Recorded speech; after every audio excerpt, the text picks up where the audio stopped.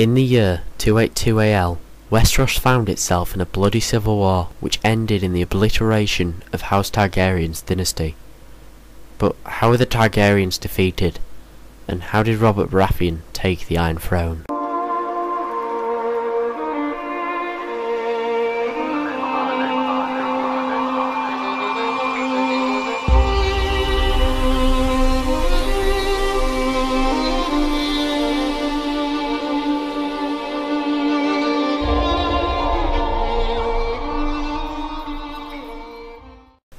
Well, to start, we need to identify who all the key characters involved in the war.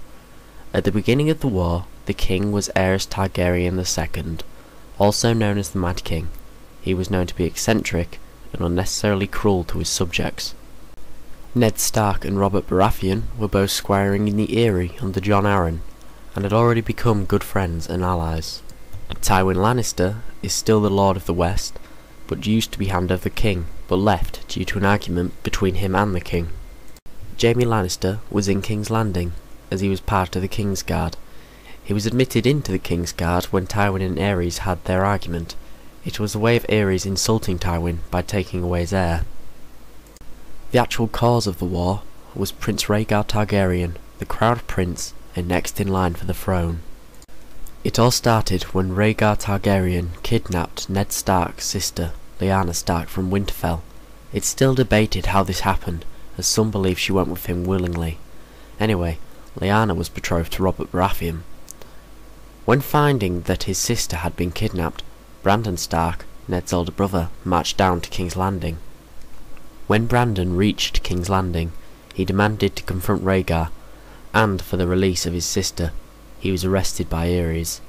Rhaegar was not in King's Landing. The paranoid and unstable King Aerys then ordered Brandon's father, Lord Rickard Stark, to come to King's Landing to get his son released. When he arrived, Aerys ordered him to be arrested, but Lord Rickard ordered trial by combat. What happened next would truly spark the rebellion. King Aerys, who had developed an addiction to wildfire, named fire the champion of House Targaryen, and Richard was held above a pit where pyromancers lit a flame. He then brought Brandon in and connected him to a strangulation device, and put a longsword just out of his reach. Lord Richard Stark was burnt to death in his own armour, and Brandon Stark choked himself trying to save him. It's said that the Mad King Aerys laughed hysterically at the ordeal, whilst his court, including Jaime Lannister, watched in vain. Paranoid that someone would try to seek revenge for what he and his son had done, King Aerys called upon Jon Arryn of the Vale to bring him Ned Stark and Robert Baratheon's heads. Luckily for Ned and Robert, the execution of his old friend Richard and his son was too much for Jon Arryn. House Arryn of the Vale raised its banners in rebellion. This was the beginning of the end for House Targaryen. Jon Arryn knew that his forces alone would be crushed under the Targaryens. Also, many of his own subhouses had flocked to rally for the king. He arranged for Ned and Robert to go back to their own lands to rally their troops, whilst Arryn took Gullstown from one of his betraying bannermen, Mark Grifton, who had sided with the king under the impression that if House Arryn fell, his house would become head of the Vale. When Ned returned back to Winterfell, his bannermen were eager to seek justice for what Aerys had done to their beloved lord. Robert's bannermen also hurried to his side in support. Soon after, House Tully joined the fray. This is when Ned and Catelyn got married. It was mainly in the interest of an alliance. The forces of the rebellion were becoming a sizable threat. Whilst Robert went to war, he ordered his younger brother Stannis to hold Storm's End, the Baratheon's ancestral home. Unfortunately, after the Battle of Ashford, Robert was defeated by Mace Tyrell, who then sieged Storm's End. Whilst Robert headed north to join the rest of the rebel forces, he left Stannis to deal with the siege himself. Robert met with the rest of the rebel forces after the Battle of the Bells. After his defeat at Ashford, Robert's forces fled to the town of the Stony Sept in the Riverlands. Here, the residents of the town rang bells to warn Robert that the enemy was coming. As the Tyrells searched for Robert, Lord Eddard and Lord Tully charged the town, defeating the Loyalists and winning the day. The deciding point of the war was the Battle of the Trident, which is a large river in the Riverlands. At this point, Aerys was worried. He started seeing this rebellion as a serious threat. He called upon the Martells of Dorne by reminding them that their Princess Elia, Rhaegar's wife, was in King's Landing. Much how he ensured Tywin's neutrality by having Jaime close as if he was a bargaining chip. At this point, Rhaegar had come out of hiding to command the Royalist forces. The Battle of the Trident was very bloody. The rebels brought everything they could, whilst the Royalists had support from 10,000 Dornish troops. It's said that the Royalists outnumbered the rebels, but the rebels were battle-hardened. Here, at the Battle of the Trident, Robert Baratheon and Rhaegar Targaryen fought in single combat, resulting in the death of the crowned prince, Rhaegar Targaryen. In my dreams, I kill him every night. The battle was won by the rebels. At this point, King Aerys knew that the rebels would be heading for King's Landing, and the city prepared for a siege. Aerys started making contingency plans of his own, which did not concern the well-being of his subjects. Aerys had ordered his pregnant wife and youngest son Viserys to flee to Dragonstone, the ancient Targaryen fortress built off the coast of Westros. Up until this point, House Lannister had remained neutral despite pleas from both the rebels and the Crown. It was not until after the Battle of the Trident that Tywin decided to do something with his armies. House Lannister still had a sizable amount of troops, and at this point the rebellion was winning with the Loyalists completely demoralised, until Tywin and his army arrived at the gates of King's Landing, claiming that they had decided to join with the Loyalists.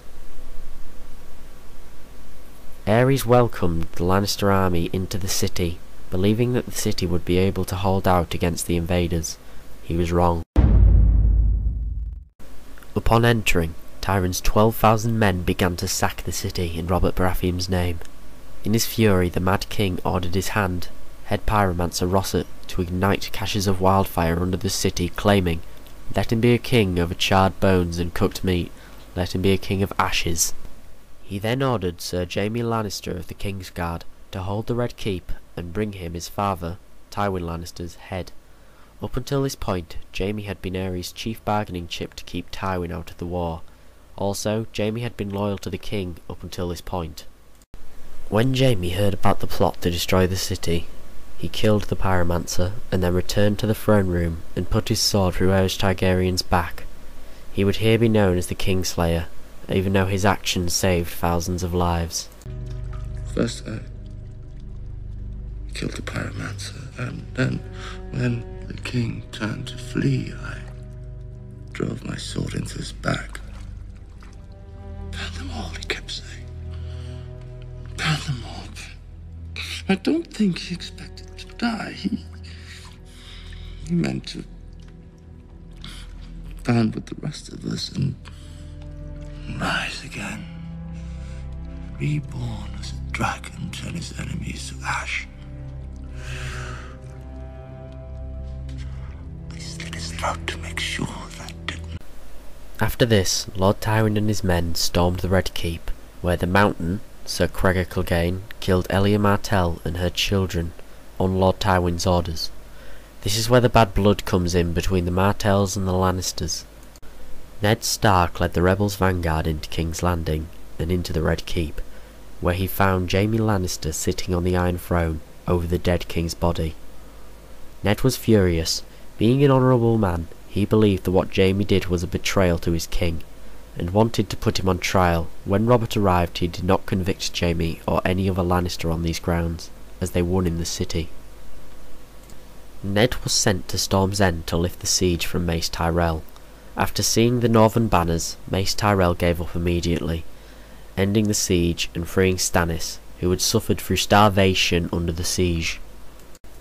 From here, Ned and his men moved on to Dorne, where his sister Lyanna was being kept. All that he found was his sister dying, and with her death reunited the friendship of Robert and Ned through their grief. Stannis was then ordered to go to Dragonstone and capture the remaining Targaryens, but he was too late. By the time he arrived, Rhaenyra Targaryen had already died during childbirth, and Viserys and his newly born sister Daenerys Targaryen had fled east. By the time Robert had been crowned king and married to Cersei Lannister as payment for Tywin's role in the rebellion and for delivering him the city. Robert was furious at Stannis for allowing the Targaryens to escape east, and as punishment he gave Stannis the title Lord of Dragonstone, as opposed to Storm's End, which he gave to Renly, the youngest of the brothers, despite how he did not fight in the war. Ultimately, this is where the rebellion ended and the reign of the Baratheons began. But it was far from easy maintaining control over the Seven Kingdoms, and Robert did not take well to it. He appointed Jon Arryn as the Hand, whilst Ned returned to Winterfell with Jon Snow. But not everybody wanted to be ruled by the usurper. The Greyjoys of the Iron Islands used the depleted strength of the crown for their own ambitions.